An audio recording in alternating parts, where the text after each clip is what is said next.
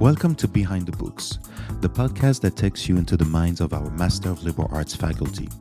I'm your host, Tristan Cabello, Associate Director of the MLA program, and in each episode, we'll explore the multifaceted world of the liberal arts through the eyes of our professors. Join us as we uncover the ideas, the inspirations, and the intellectual pursuits that drive their teaching and research. Whether you're a student, a scholar, or simply a lifelong learner, tune in and gain a deeper understanding of the liberal arts from those who live and teach them every day.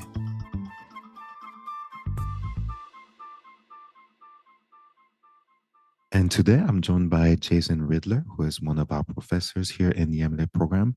Hi, Jason. Thank you so much for doing this with us. Thanks for having me, Tristan. Good to be here. And so the first question that I'd like to ask our instructors is really the same for everyone. Can you tell more about your academic, your professional journey, and what led you to be a teacher in the Master of Liberal Arts? Sure. My background's kind of eclectic. I'm a former punk rock musician. That's what I did when I should have been attending school more in high school. Uh-huh. And but it's also there where I got interested in history. As is the case with many folks. I had one good history teacher who noticed a talent for argument and research and critical thinking, and they got me on the straight and narrow path. Led to the end of my punk rock career, my beginning of my academic career at York University in Toronto, Ontario, Canada, where I got an honors BA in history, and I did as much as I could to study breadth as well as depth. I took courses on German and Russian literature and Uh-huh. culture, as well as stuff on fantasy literature. I also became a writer and novelist Yeah. roughly at the same time I went on my academic journey. And then my MA and my PhD came from the Royal Military College of Canada. Technically, my degree is in war studies, the study of human conflict in various different kinds of Uh-huh. methodologies. And I took the history path. You could do defense economics, you could do defense management and stuff of this ilk, but um, the war studies program at RMC was one of the few places in Canada where you could dedicate yourself to military history, and that's what I Yeah. was interested in. But I looked at it through the history of technology and science as well as imperialism, and that led to the doctoral thesis that became the Buckmeister of Science, where I am a very small contributor to the history of the atomic bomb. My biography for my dissertation was a Canadian physiologist who did casualty analysis at Hiroshima and Nagasaki. And after that, I moved to the United States, where if you study anything Canadian, it's basically career poison. So I switched gears and started to look at things like American imperialism, especially insurgency and counterinsurgency in the Philippines, where I spent 5 or 6 years doing dedicated work in this neck of the woods. And oddly enough, it was while I was studying subject matter experts who get involved in insurgencies and counterinsurgency campaigns, primarily for the British and the Americans. I ended up at the Global Security Studies program teaching historical methodologies, and it was then that I got a knock on the door from Dr. Laura, who asked if I'd be interested in working for the MLA program because there was an excellent Cold War and an Yeah. Yeah. excellent Yeah. Mm-hmm. U.S. and Central American relations class Mm-hmm. that needed somebody at the helm, and I took that opportunity, and that's how I got here. Yeah, yeah, yeah. Yeah. And you mentioned that a little bit, but can you talk a little bit more about the courses that you teach in the MLA program? Sure, there's the Global Cold War, which is a international, non-Soviet, non-American focused look at the nature of the Cold War. So you look at the experiences of, say, North Vietnam, which later Yeah. becomes the state of Vietnam, or the Mm-hmm. Philippines, or with the additions that I made, the role of the United Nations in peacekeeping operations and peace enforcement operations, as well as it's less, if you will, Europe focused as well, or Mm-hmm. North Atlantic focused, and Mm-hmm. that's what I like. What is considered the Yeah, periphery to some is, of course, the core to the people that live there. yeah, yeah, So yeah, you cannot understand the Cold War in a global perspective if you only look at Washington and yeah, Moscow. yeah, yeah. And Tough Neighborhoods is the other course I inherited from Dr. Bell, which is about U.S. Central American relations. It's roughly from the 1860s till the present. Yeah. A fantastic course with great readings. And then this year I created The War for Reality: The Use and Misuse of History by Non-Historians for the Right, MLA right. program, Yeah. Mm-hmm. which had a stunning debut, Mm-hmm. waiting list, Yeah. and which is basically about the importance of history, historical thinking and methodologies, case Yeah. study approaches, and all the rest of the good stuff that liberal arts programs have. And then we look at people who misuse it and how and why they misuse it to Uh, justify and validate, legitimize products, services, and even racist agendas and pseudo history like Holocaust denial. yeah. Yeah. So And yeah, and so if I'm not mistaken, this is also part of your research. So can you talk also a little bit about your research interest and how they align with the program? absolutely. I come from the sort of harder edge of liberal arts where I was Yeah. taught what was quote unquote full contact academics, where you go into debates with a serious respect for whoever might have the opposite side of your argument, and you study it thoroughly. You don't dismiss things out of turn.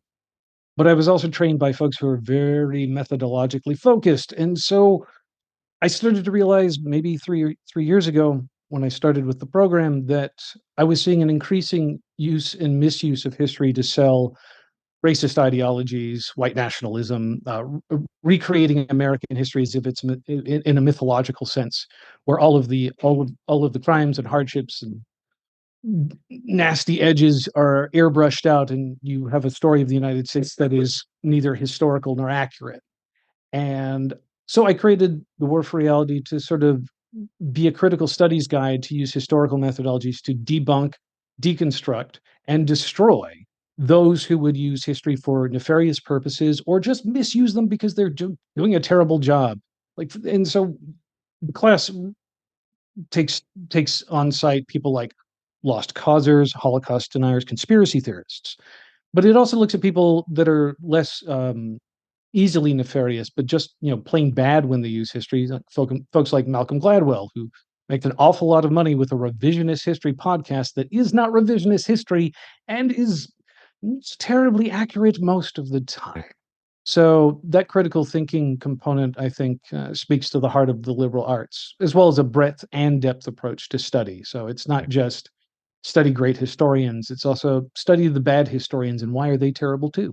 Absolutely, yeah, yeah. And for our listeners, if you're interested, there is actually a talk about this precise subject on our YouTube channel that Jason gave a couple of years ago. And so, another question that I had for you is, who are some of your academic and intellectual inspirations? And is there in academia a piece of literature, an article, a book that had a significant influence on you? I'll start with the second first. Yeah. The piece of historical literature that grabbed me the most and realized in my mind's eye the importance of doing this work and doing it well Mm. was Donald Cameron Watt, DC Watt, his inaugural election when he became the Stevenson's chair at London School of Economics, basically the Yeah. highest position in the UK for international history. And it was a pamphlet he wrote called "What About the People?" Yeah. And it was a desire to look and refocus, if he could, our hearts and minds to study in depth culture, ideas, and the people that create both, who Yeah. create history.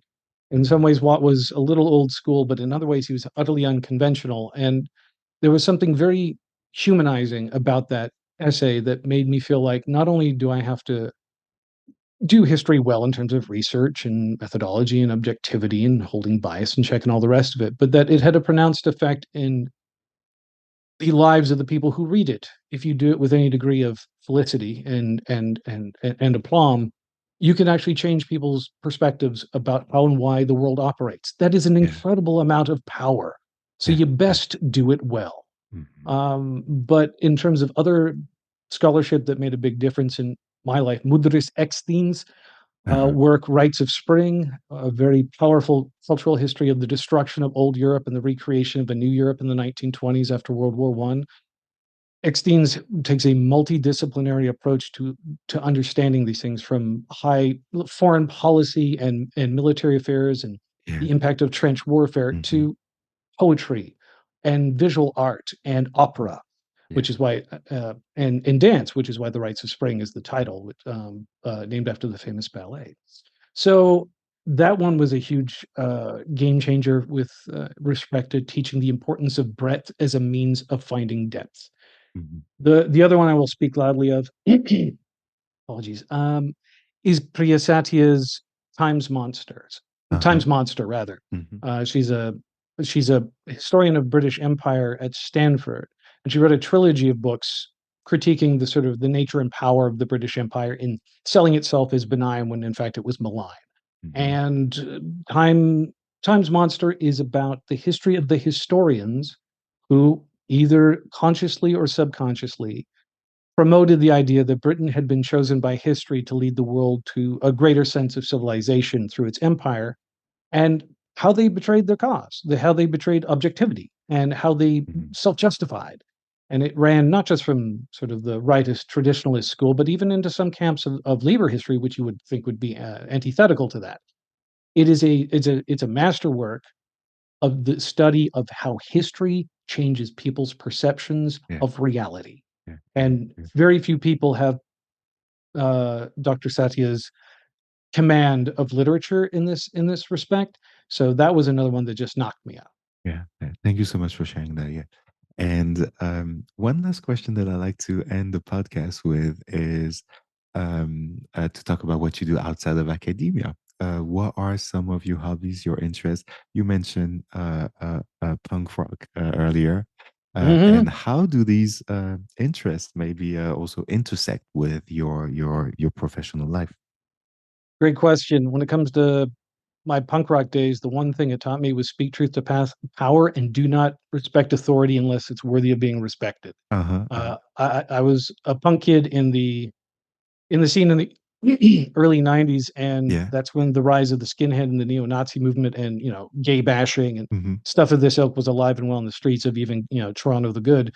Yeah. So punk rock said don't trust people unless they're worthy of trust, and I've taken that is a battle cry of a good historian. I will be critical, I will be somewhat cynical, and I will demand good evidence for me to believe what you're saying. Very good point. Other hobbies? I am a diehard fan of professional wrestling. Yes, I know it's fake, Uh-huh.